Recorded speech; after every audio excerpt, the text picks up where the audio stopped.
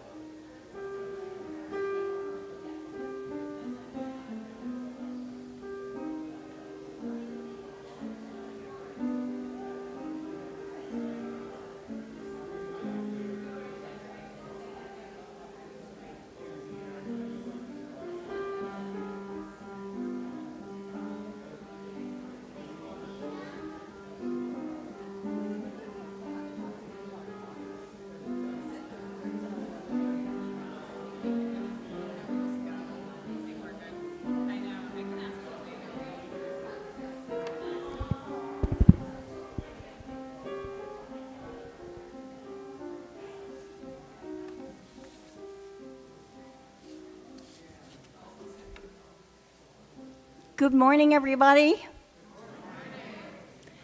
Welcome to Pacific Unitarian Church. My name is Darcy Carroll, and I'm your worship associate for today. And also, we welcome our online viewers at home.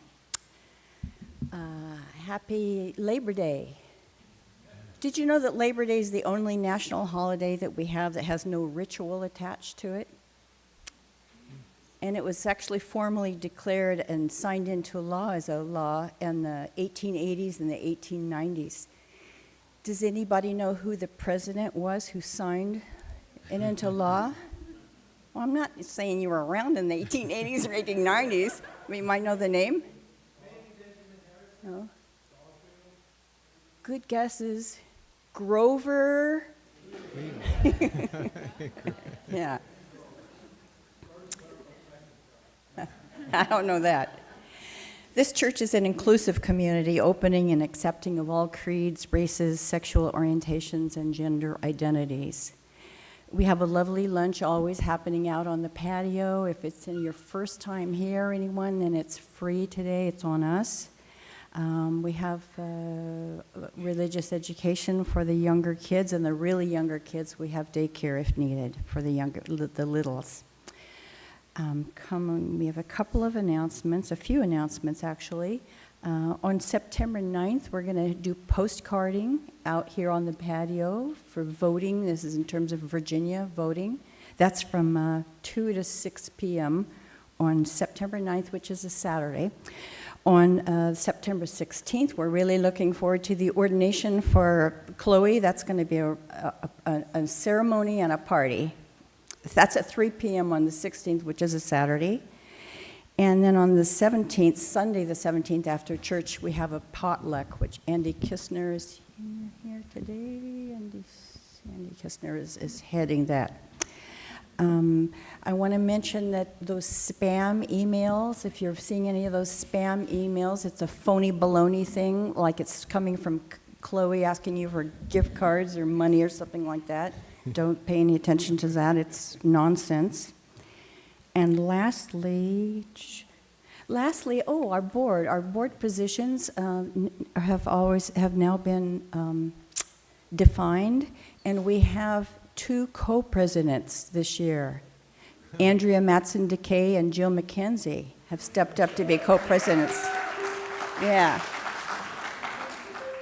Treasurer is Alex Kay. That's really wonderful, too. Somebody has the good head for doing that.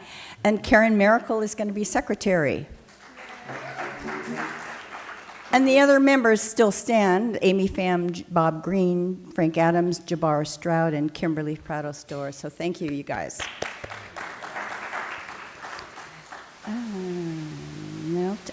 And now is a time that you can greet your neighbor verbally. Please kind of do it around where you are so we can rein everybody back in.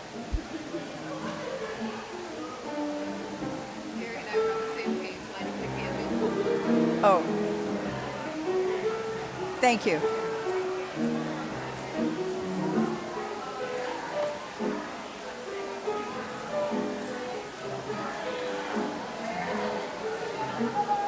Is it not working?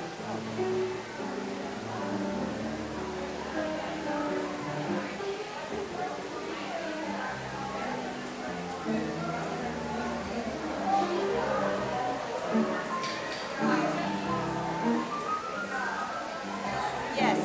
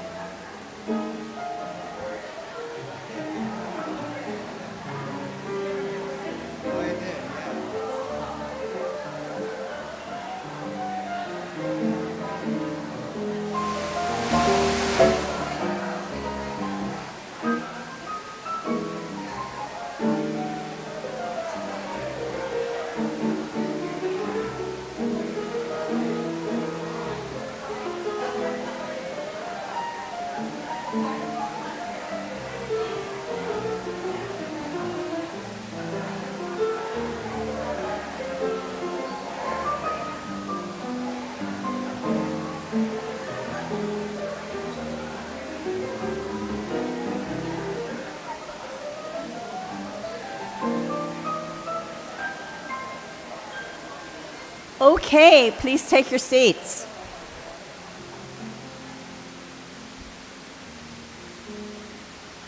And now it's time to light our chalice.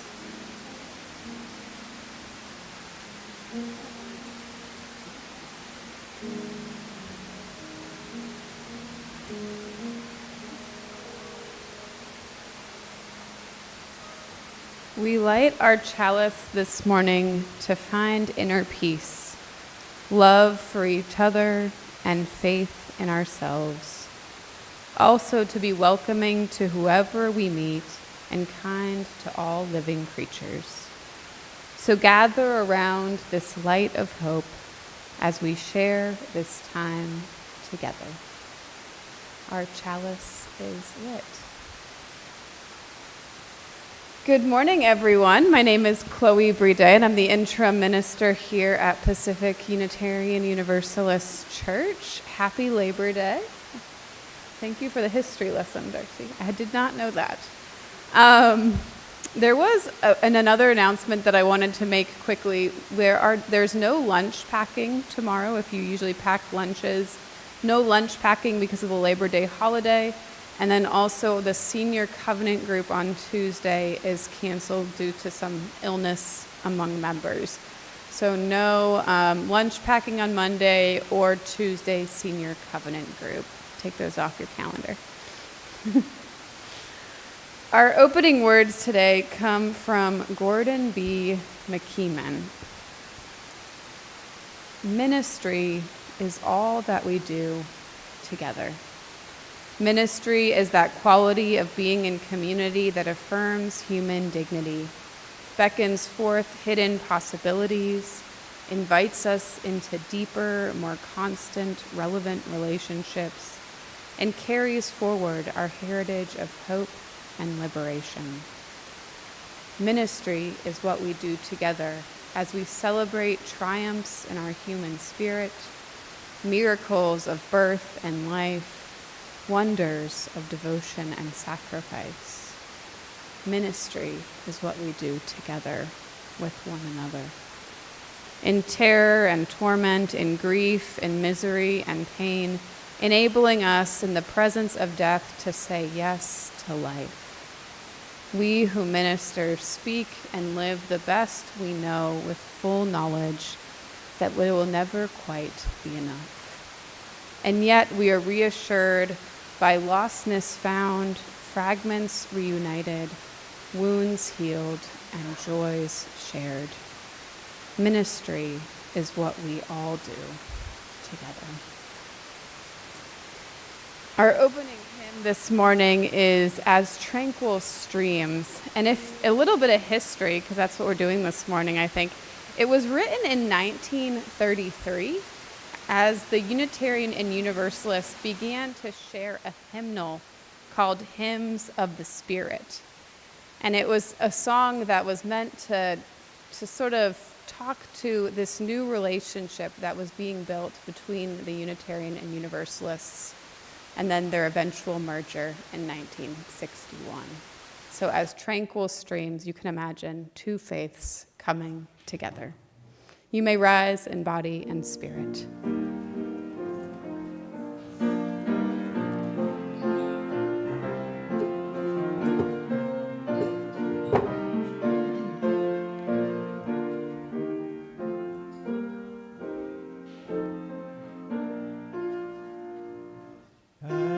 Tranquil streams of meek converge and flow as one to seek the sea. Our kindred hearts and minds unite to build a church that shall be free. Free from the bonds that bind the mind to no thought and lifeless creed, free from a social code that fails to serve the cause of human need, a freedom that reveres the past but trusts the dawning future more, and bids the soul in search of truth adventure boldly and explore.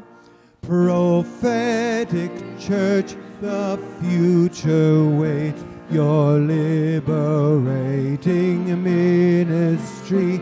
Go forward in the power of love to claim the truth that makes us free.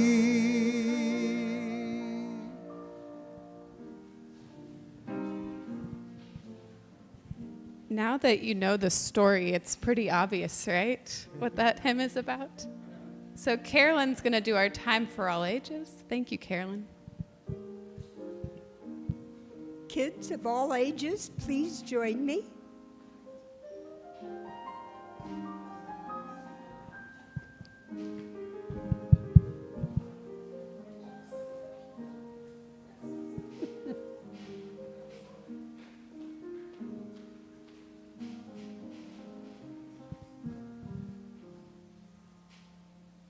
Good morning, kids.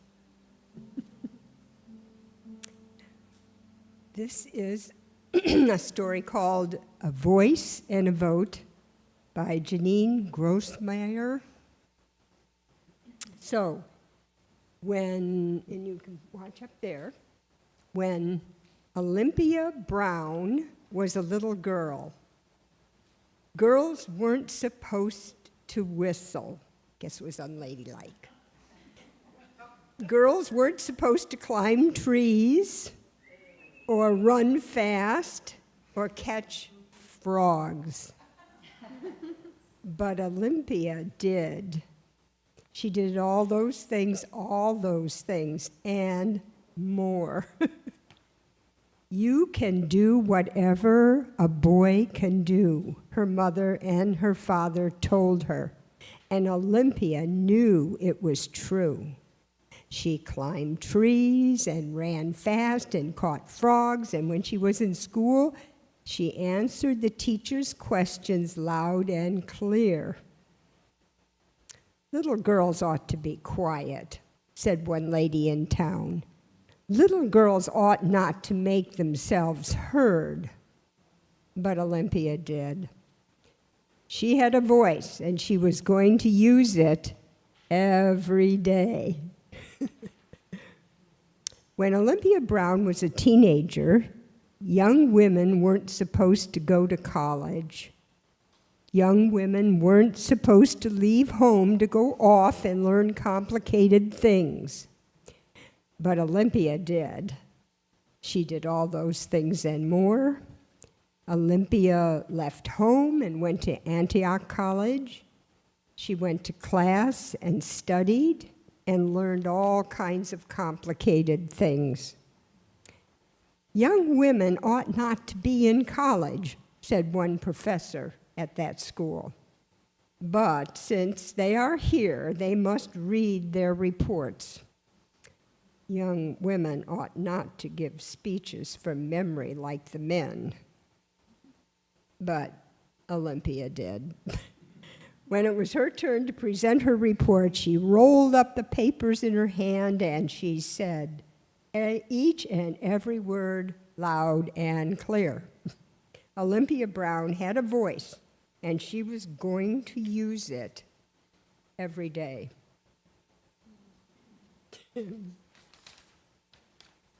When Olympia Brown was in college, women weren't supposed to wear pants. Women weren't supposed to wear anything except very long dresses that came all the way down to their toes. But Olympia did. She wore dresses that came down only past her knees, and under them she dared to wear pants. Bloomers, the pants were called after Amelia Bloomer, the woman who had created them a few years before. Women ought not to show their ankles in public, exclaimed some of the men. And women certainly ought not to wear pants. But Olympia did. She wore her bloomers every day, no matter how much the men sneered. When Olympia was finished with college, women weren't supposed to be ministers.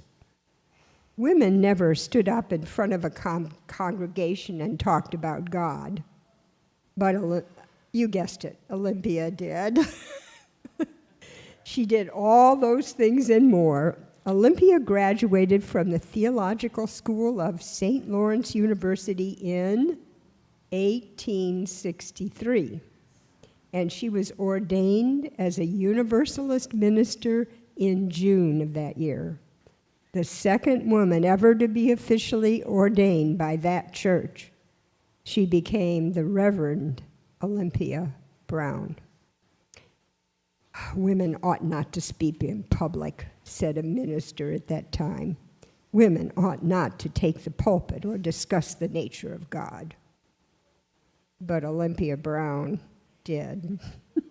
During the next 35 years, she was a minister in 5 different congregations, and she visited other congregations too.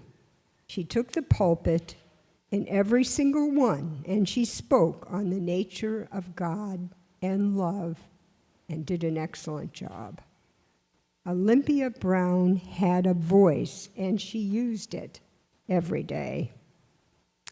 When Olympia Brown was born, women weren't allowed to vote. Women weren't allowed to have any say in who was elected president or senator or mayor of the town. But Olympia had something to say about that. Olympia had a lot to say about that. She traveled all over the state of Kansas in a horse and buggy, giving speeches to convince people that women deserved the right to vote. She wrote hundreds of letters. She spoke to the representatives and senators in Congress. She marched in parades. Olympia and her friends worked hard to get women the right to vote. Olympia Brown had a voice, and she used it every day for over 50 years. And finally, when Olympia Brown was old, women were allowed to vote. In November 1920, when Olympia was 85 years old, she voted for the first time. Olympia had always had a voice, and she used it to make sure that she and all the other women in the United States had a vote as well. And kids, thank you for your attention.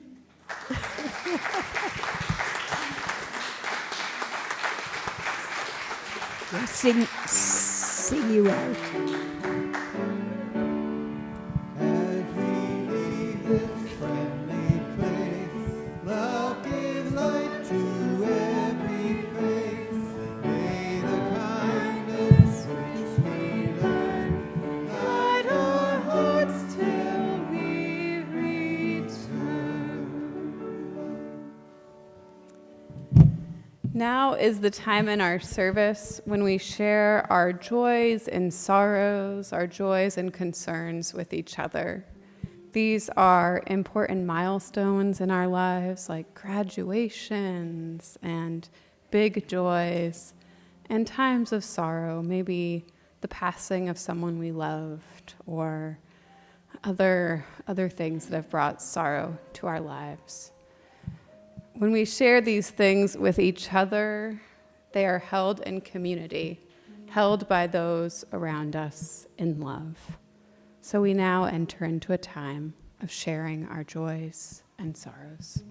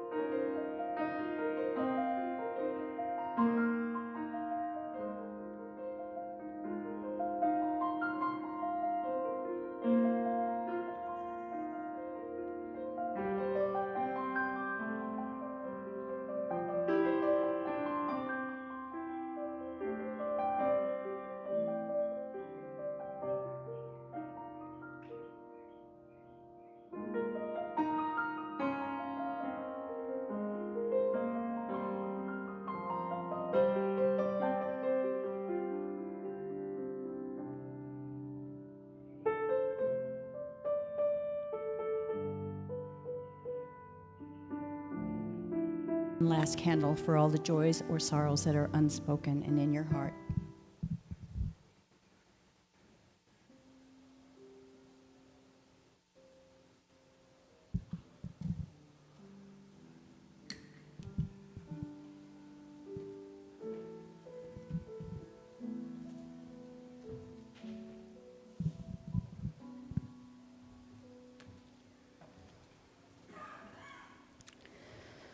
Let's take a deep breath in together, breathing in and out and in again and out. We're going to begin today with a moment of silence.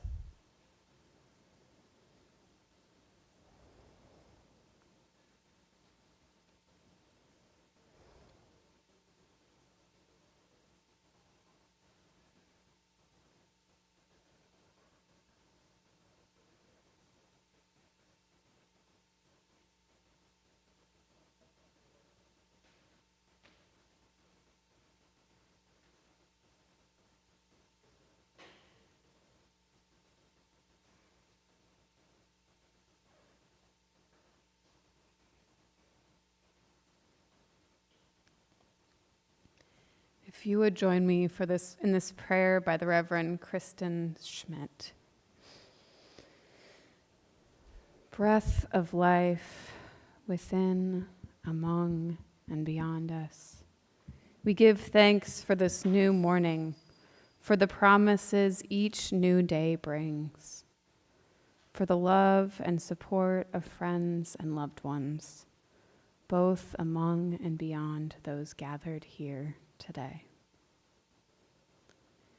In this life in which so little is ever really certain, we give thanks for the ties that bind us, each to all, for the ancestors who worked and sacrificed so that things would be better for us, for the power to transform our world for those who will come after us.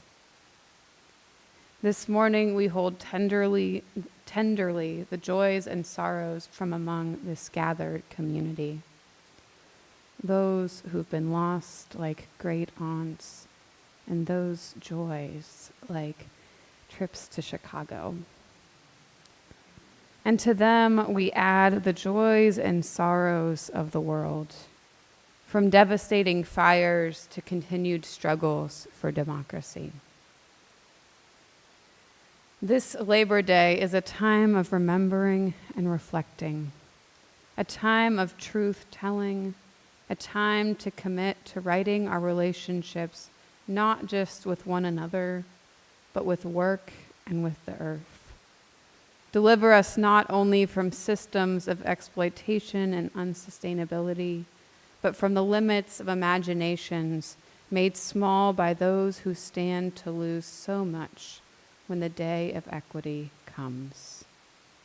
May these spoken prayers and all those too deep for words all find their rightful place in the heart of the eternal and in the tender care of all those gathered here. May it be so. Amen.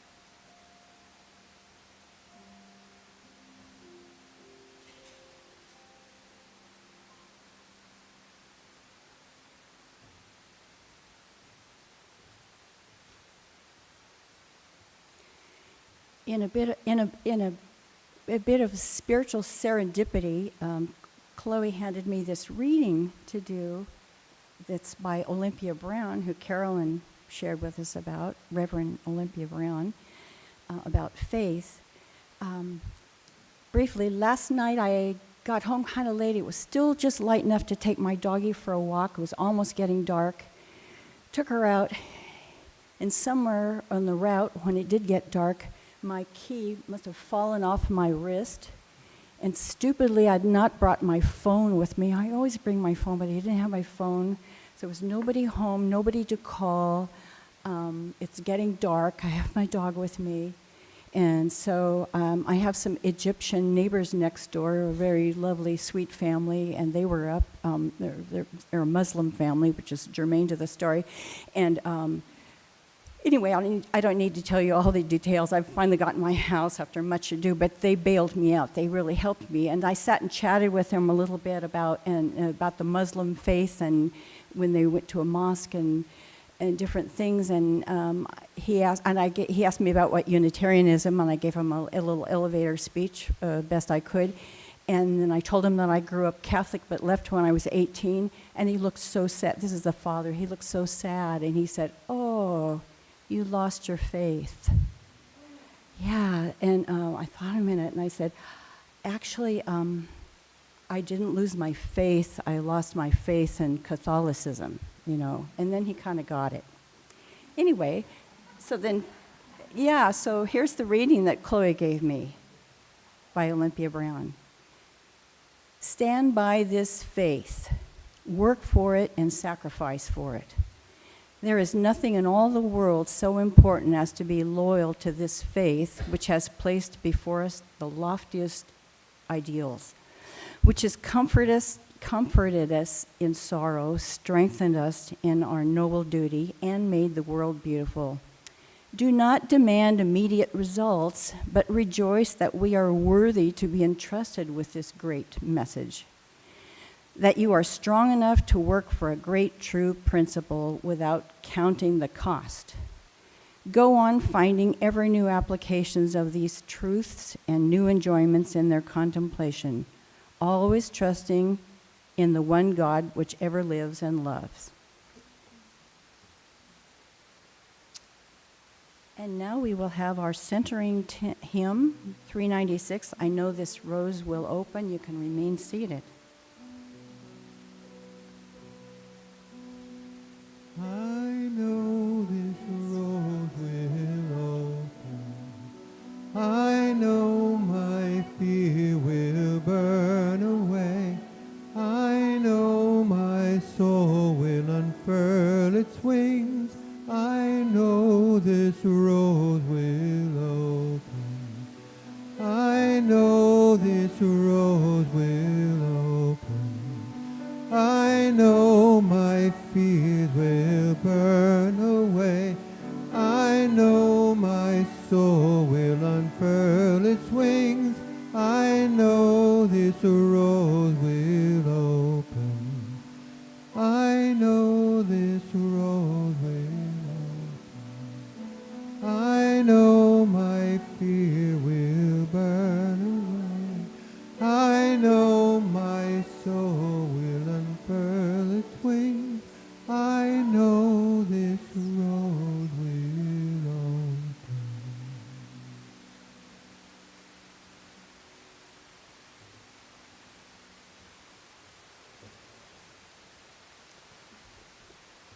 In February, I preached a sermon on calling, about the work we are called to do. In it, I quote Parker Palmer. He says this about call or vocation. Vocation does not come from a voice out there calling me to become something I'm not. It comes from a voice in here, calling me to be the person I was born to be, to fulfill the original selfhood given to me at birth by God. I've described my own call to ministry as a kind of inner breeze or wind, a subtle, gentle push towards the work of community creation and leadership in Unitarian Universalism. Like many ministers, I tried to deny this call, working for a time in disaster relief and politics, each leaving me tired and frustrated for different reasons. Instead, the work or the vocation that feels the closest to my original selfhood is about community. A call to help communities of faith build and grow and change and be the healthiest and the truest versions of themselves that they can be. Perhaps because I believe in my heart of hearts in the value of UU communities, the value in having liberal, religious, spiritual communities, in gathering together as friends and support systems, of being there for each other. That is my calling, to create and serve our communities. In a few weeks, PUC will ordain me to the Unitarian Universalist ministry. The New Testament of the Bible doesn't say anything about ordination. The word is used occasionally to mean appointment in the political or financial sense, overseers of houses and regions and communities. Like many things in Christianity, change came with the Romans. In Roman society, there were three distinct social classes. Ordo senatorium, the senator's order, the highest class. Ordo equestera, so the equestrian knights class. And the plebes, the regular people, the lower class of society. When someone in Roman society moved up in class or in the military, they were ordained to a higher rank or class, hence the origin of the word ordained or ordination, to move up in class or status in Roman society.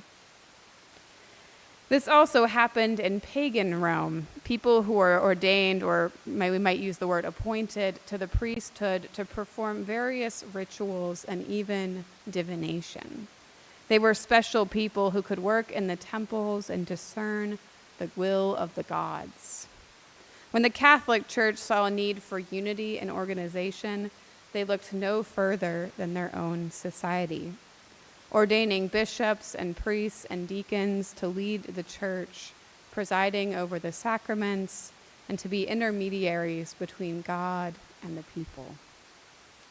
We aren't a Catholic tradition. Instead, we draw our understanding of ordination and ministry from our Protestant side. Like most Protestants, we don't believe that preaching and teaching and the administration of sacraments like weddings should reside only in ordained clergy. We believe in a free pulpit with ordained and non-ordained people speaking regularly. We allow a variety of people to teach in our church, and we even share leadership of weddings and funerals and child dedications. Martin Luther, in speaking about the need for ministers, says this. He stated that rather than having people with a special access to God or someone with a holy mark on them, as the Catholics believe, a minister was instead someone who performed the functions of the church publicly. In a way, a minister is chosen by the church to perform the functions of preaching, teaching, and sacraments as their representative. That feels a lot closer to how I think Unitarian Universalists perceive our clergy. And ordaining to spiritual and public leadership, a representative of Unitarian Universalism, rather than endowing someone with a holy role or holy powers. In Unitarian Universalism, the sole right to ordain rests with the congregations. This is one of the reasons we say that we have congregational polity. Our congregations are the center of our church's political authority. Polity is what that comes from. A congregation can choose to ordain anyone it wants. Growing up, one of my ministers was affiliated and was endorsed by the Unitarian Universalist Association, like I am. And her husband, a gifted writer and speaker, also carried the title Reverend. Unlike his wife, he had been ordained by one individual Unitarian Universalist church who saw his gifts. While his ordination was not recognized by our association, he was an ordained minister by that UU church. As you can see, it can get a little complicated. The decision to ordain someone by a congregation, the Reverend Joanna Crawford calls a theological statement. She elaborates, "The sacramental duties of ministry are referred to as priestly functions, even though no one in our tradition goes by the title priest. For an ordination, the congregation as a whole, the church body, does the priestly function. They draw out from their midst an individual, acknowledge the calling in their life, and because we are a tradition of learned clergy, often recognize the education, training, and fellowshipping that has been a part of their preparation. And then they set the individual apart, giving them special authority for ministry." She goes on, "It takes my breath away, not just the transformation of the ordinant, but the transformation of the congregation itself into this priestly role. It is an incarnation as the congregation becomes the body of Unitarian Universalism, of our heritage, our traditions. The ordination will happen to me, but it is not about me," she says. "It's about the holy mystery in which we understand ourselves as a Unitarian Universalist congregation. We do not require an intermediary or higher authority, such as a bishop, to acknowledge the work of the Spirit. We are that authority." One common element of ordinations is the laying on of hands. In the Catholic tradition and Episcopal tradition, this is done by a bishop, someone of a higher status who lays a blessing of holy orders on the new priest. I've watched ordinations in the Episcopal Church, for example, around Easter time, and the bishop who presides up at the front lays hands on individual by individual on new priests and deacons, ordaining them to their ministry. When Reverend Crawford speaks of the whole church doing the priestly function, she is in a way talking about how the blessing of ordination is conferred. Rather than higher-ups, which we Unitarian Universalists don't have, laying hands on the ordinant, the entire congregation participates in the ritual. Everyone gathers at the same time with hands first placed on the person getting ordained, and then a chain of people connect to that person, sending blessings through each other. Rather than a bishop saying the words of ordination, they are led by members of the congregation's board and read in unison by the entire membership. It should take your breath away. It is a radical statement that the community is who calls and ordains someone to ministry. A community, not someone higher up. Ordination is a change. Crawford calls it to be set apart. If nothing else, it's a change in role from that of laity to that of clergy. And yes, this is in a way another sermon about boundaries. As clergy, we are asked to carry a heavier burden than those in lay roles. Some of this is the leadership we are given to determine the course of a congregation, to help make difficult decisions like who to hire or who to fire, and to articulate our faith publicly in newspaper columns and at protests with honor and virtue. It's also the trust we are given. I've been entrusted with some of your and my previous congregants and even my hospital patients' deepest personal problems and thoughts. I know things that break my heart still to this day, and that inspire me too. From difficult home lives and childhood experiences to courageous fights against adversity and beautiful moments of forgiveness. These are secrets I've sworn not to betray. Some years old at this point that I will carry forever. taking on the mantle of ordination is not without its demands. We are gifted the title, but it also asks something from us in return. To be good stewards of this faith and of its people, protecting you, caring for you, challenging you, telling you hard truths, and caring for your spiritual and emotional life. It's a big job. Today, in our Story for All Ages, we heard about the first woman ordained to the Universalist ministry, Olympia Brown. She was also like the 6th or 7th woman ever ordained in the United States. She's a pretty badass figure to be following, I think, fighting her way into seminary and then into parish life and even across the country talking about the right to vote. And then the first woman ordained in the United States, Antoinette Brown Blackwell, was a congregational minister when she was ordained who later switched denominations to become a Unitarian. So we get to claim her too. She was also a formative lecturer on women's rights and on the right to vote. She was another suffragette going with Olympia Brown, preaching the idea that women should be allowed to vote.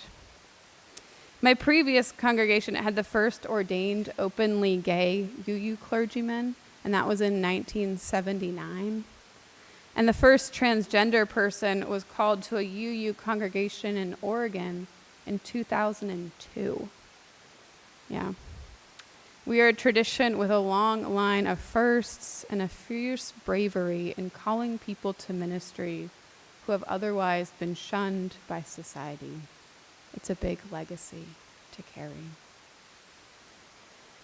Beloveds, you are taking part in a theological statement, a radical statement, ordaining a queer woman not through hierarchy, but through the power of community. I'm honored to take this calling seriously, to pledge to do my best to lead with integrity, though I will make mistakes, to represent the faith with all my heart. I hope today I have blessed you with knowledge of this important congregational duty, the right to ordain. It is a part of what makes us Unitarian Universalists. It's a part of our free faith. May it be so.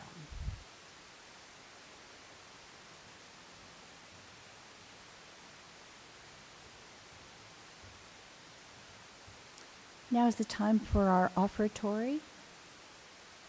I think this church is just as grateful for all of you and all of us as we are grateful for our church. Please give generously.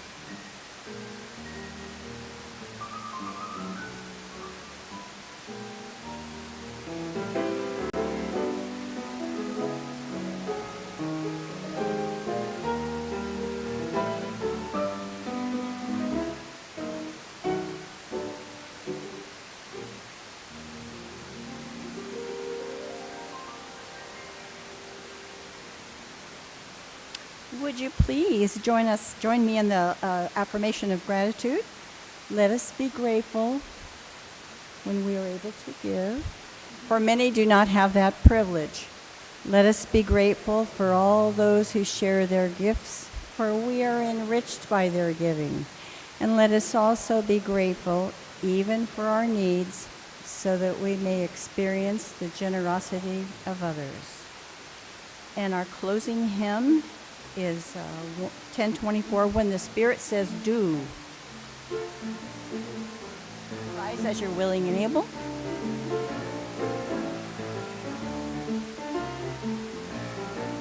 You gotta do when the Spirit says do. You gotta do when the Spirit says do. When the Spirit says do, you gotta do. Oh Lord, you gotta do when the Spirit says do. Spirit says do. Spirit says do. Spirit says do. Spirit says do. Spirit says do. Spirit says do. You gotta dance when the Spirit says dance. Dance, let's do it. Dance when the Spirit says dance. Dance. Spirit says dance, you gotta dance. Yo Lord, you gotta do when the Spirit says dance. Do. Spirit says do. The Spirit says do. The Spirit says do. Spirit says do. Spirit says do. Spirit says do. How about preach? You gotta preach when the Spirit says preach. You gotta preach when the Spirit says preach. When the Spirit says preach, you gotta preach. Oh Lord, you gotta preach when the Spirit says preach. Do. Spirit says do. Spirit says do. Spirit says do. Spirit says do. Spirit says do. Spirit says do. The Spirit says do.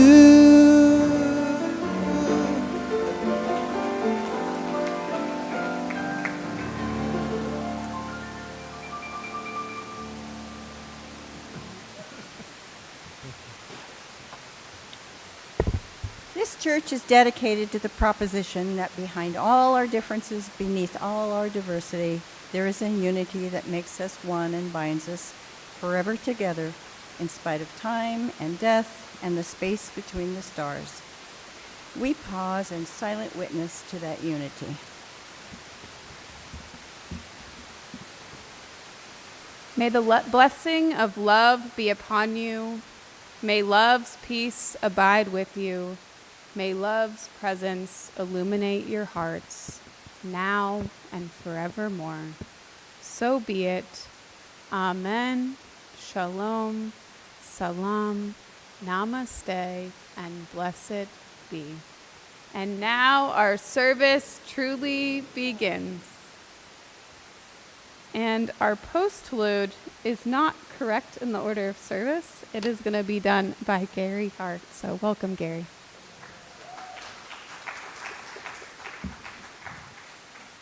This is a song I heard a couple of weeks ago that kind of spoke to me. It's about someone who, if given any wish, would wish for more time with the one they love. I'm going to send this out to my wife.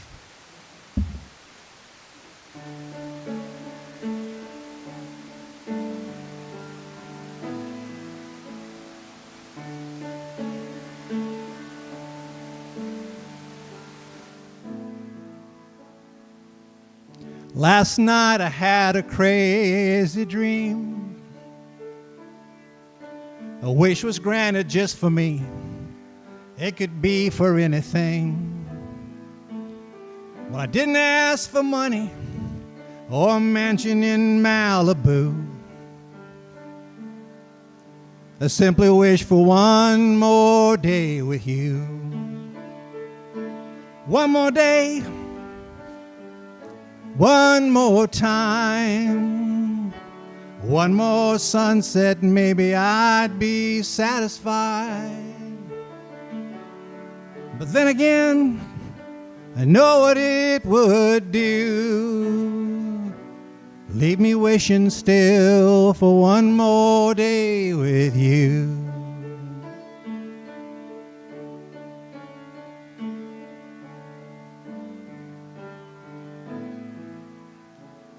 First thing I do is pray for time to crawl. I'd unplug the telephone and turn the Wi-Fi off. I'd hold you every second and say a million I love you.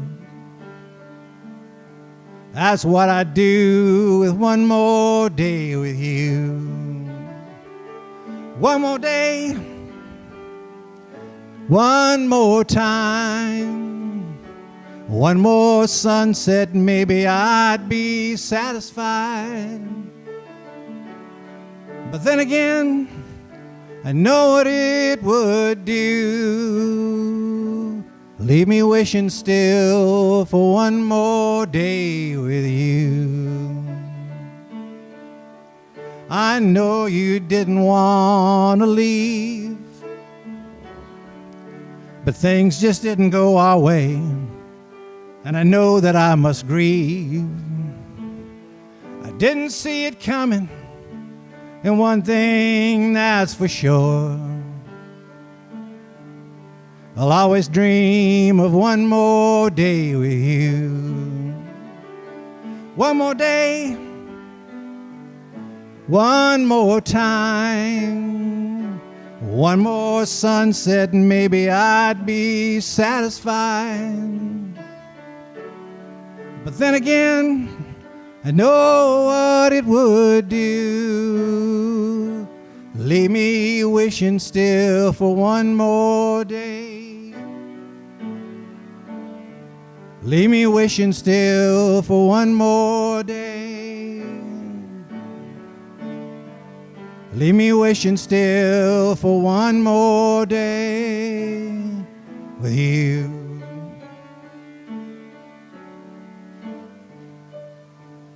One more day.